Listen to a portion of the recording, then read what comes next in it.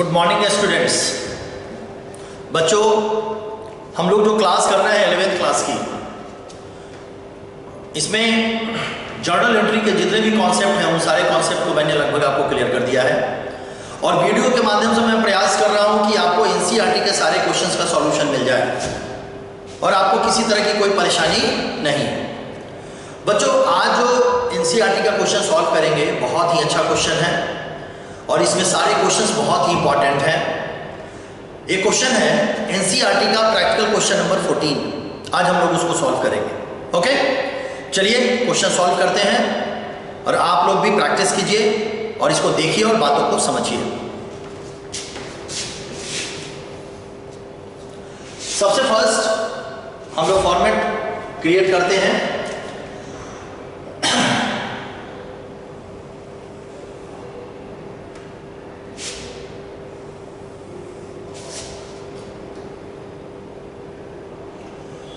आप लोग स्केल को यूज करेंगे प्रॉपर तरीके से।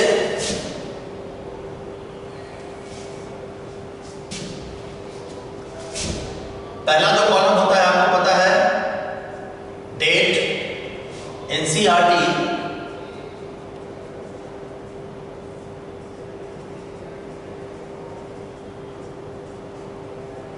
Journal entry, practical question number 14। Date, ये जो कॉलम होगा पार्टिकुलर,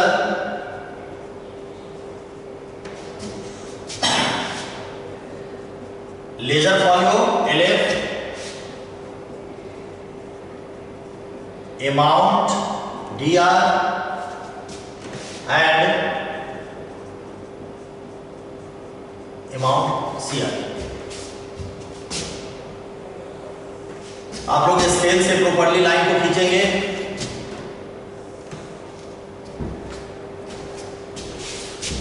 अब हम लोग एक एक क्वेश्चंस को स्टडी करते हैं और देखते हैं।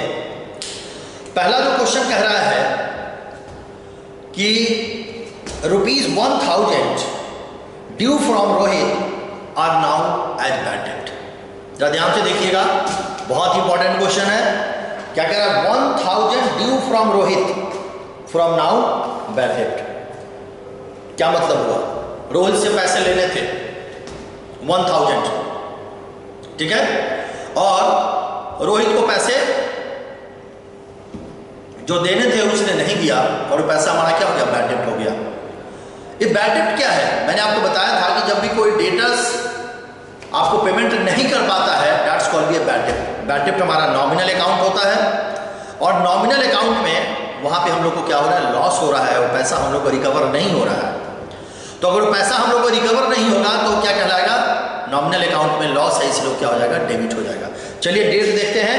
इस क्वेश्चन में डेट नहीं दिया हुआ है बेटा, इसमें AB करके दिया हुआ है, ठीक है। तो सबसे फर्स्ट हम लोग एंट्री करते हैं bad debt account debit, bad debt account debit. जो अब ध्यान दीजिएगा, यहां पे डेटर है, एसेट्स है। एसेट्स हमारा क्या हो रहा है? डिक्रीज हो रहा है। यहां पे भी ट्रेडिशनल और मॉडर्न दोनों कॉन्सेप्ट को यूज किया जा रहा है। ओके, तो यहां पे क्या करेंगे? रोहित नाम है, रोहित लिख करके, अगर आप चाहिए तो यहां पे डेटर भी लिख सकते हैं, अकाउंट। डायरेक्टली आप चाहे तो ये भी लिख सकते हैं, bad debts account debit to debtors account, ठीक है। नरेशन में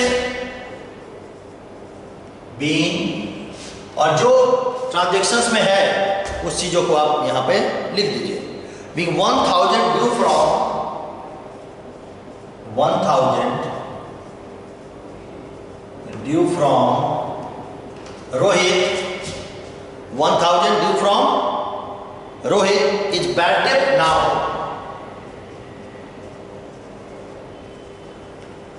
bad debt now.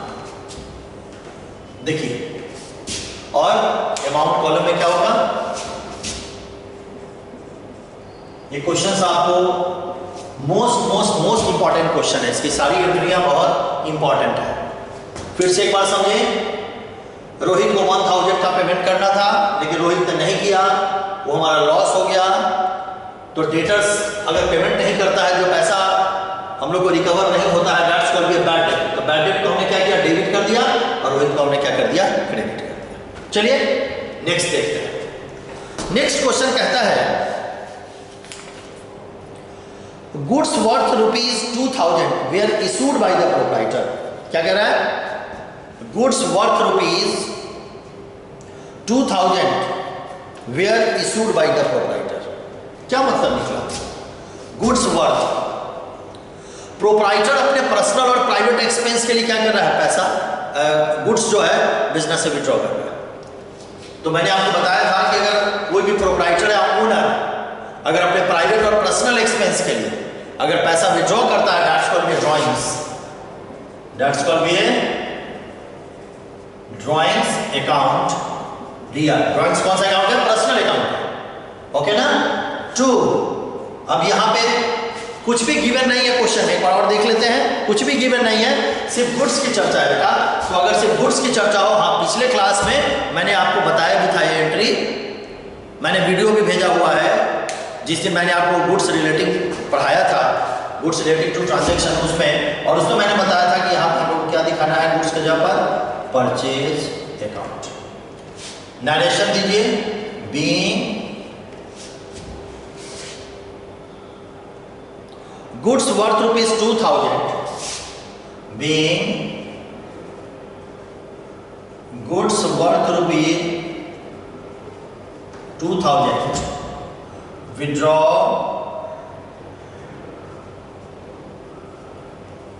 by the proprietor। देखिए एकदम ध्यान से, ठीक है। अमाउंट देखते हैं कितना है, अमाउंट है 2000।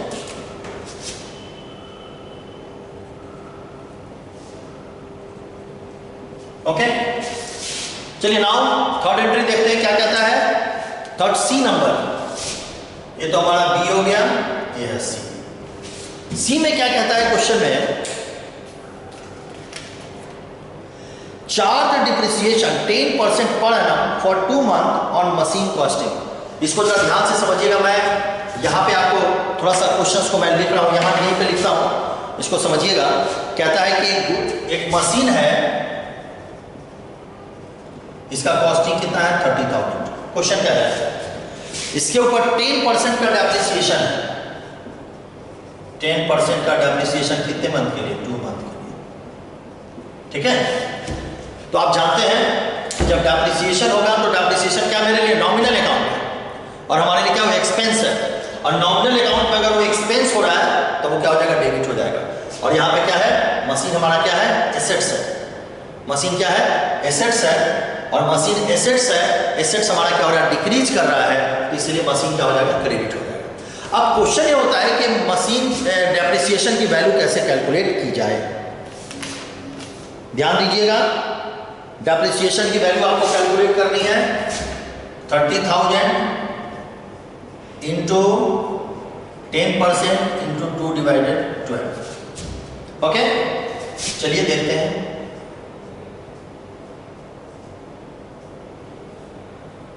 वैल्यू कितनी आ गई, 500। तो डेप्रिसिएशन की एंट्री कितने की होगी, 500 की। चलिए इसे इरेज करते हैं, और इरेज करके इसकी एंट्री यहां पोस्ट करते हैं।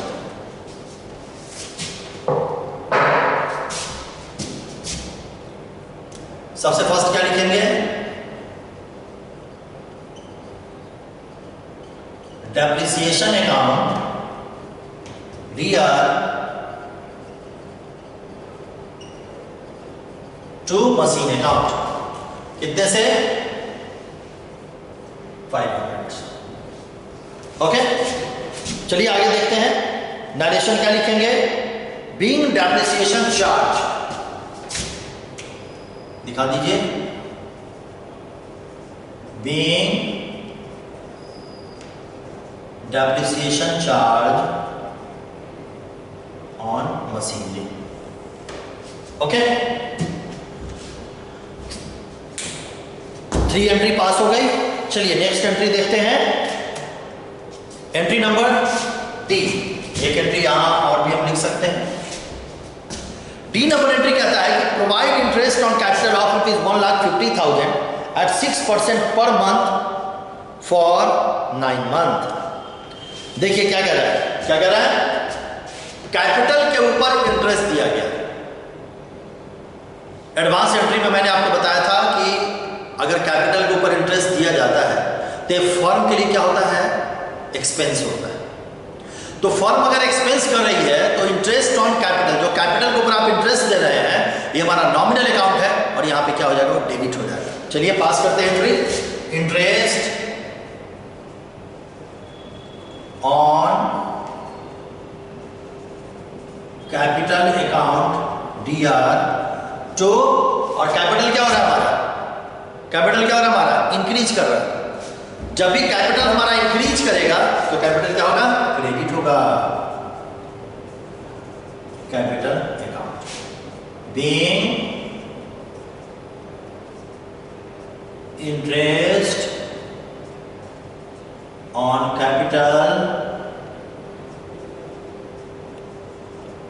चार्ज। कैलकुलेशन बेटा आपको करना पड़ेगा। कैलकुलेशन कैसे करेंगे, 1,50,000 है, यहां पे मैं दिखा दे रहा हूं छोटा सा कैलकुलेशन। 50,000 है, अब देखिए परसेंटेज कितना कह रहा है क्वेश्चन में, परसेंटेज कह रहा है 6%।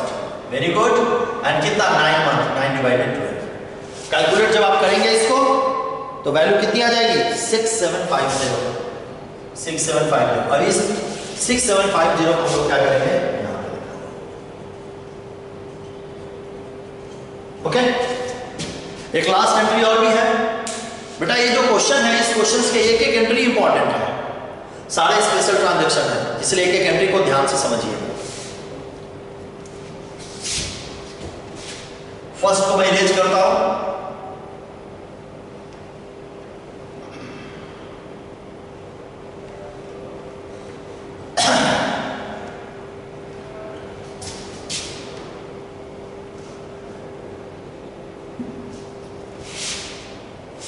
ध्यान से देखेंगे। नेक्स्ट क्वेश्चन कहता है Rahul become insolvent. That means कि राहुल दिवालिया हो गया। दिवालिया दैट मीन्स इंसॉल्वेंट अगर हो गया तो उसके पास एसेट्स बहुत कम है और लायबिलिटी बहुत बढ़ गई।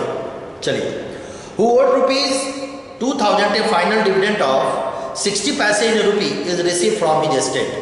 उसके बकाया पैसे कितने थे, उसको देने कितने थे, 2,000 रुपीज। लेकिन उस 2,000 रुपीज में से 60% पेमेंट उसने कैश में पेमेंट कर दिया और जो 40% पेमेंट है वो हमारा क्या हो गया, बैड डेब्ट हो गया। ओके, एंट्री पास करते हैं। सबसे पहला टोटल अमाउंट मैं यहाँ पे छोटा सा कैलकुलेशन कर देता हूँ। टोटल अमाउंट ड्यू हमारा कितना था, 2,000 एंड इसका 60% हमारा कैश में बेटा पेमेंट आ गया और 40% क्या हो गया हमारा बैड डेब्ट।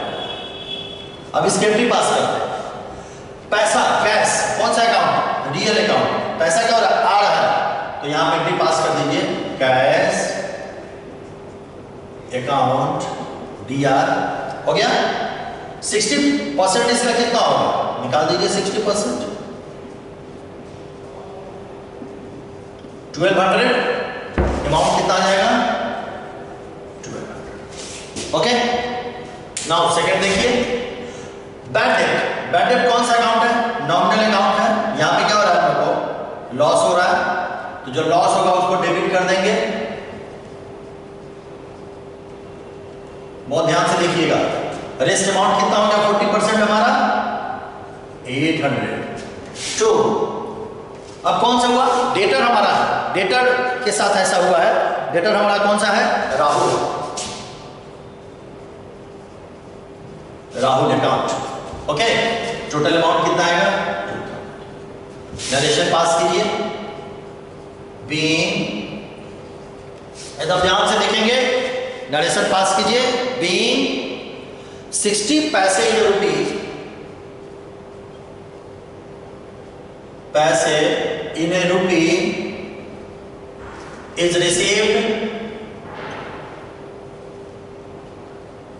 Receive from debtor. Receive from debtor, नाम भी लिख सकते हैं, ओड रुपीज 2000। ओके, तो ये बेटा आपका 14 नंबर प्रैक्टिकल क्वेश्चंस, जो कि मुझे लगता है सर एनसीईआरटी का सबसे इंपॉर्टेंट क्वेश्चंस है। मैं प्रयास कर रहा हूँ कि सारे एनसीईआरटी के क्वेश्चंस मैं आपको दे दूँ, ठीक है ना, मैं सॉल्व करवा दूँ। इसको प्रैक्टिस करेंगे, इसको ध्यान से देखेंगे और बनाएंगे। ओके, आज के लिए गुड डे, स्वस्थ रहिए, खुश रहिए, थैंक यू।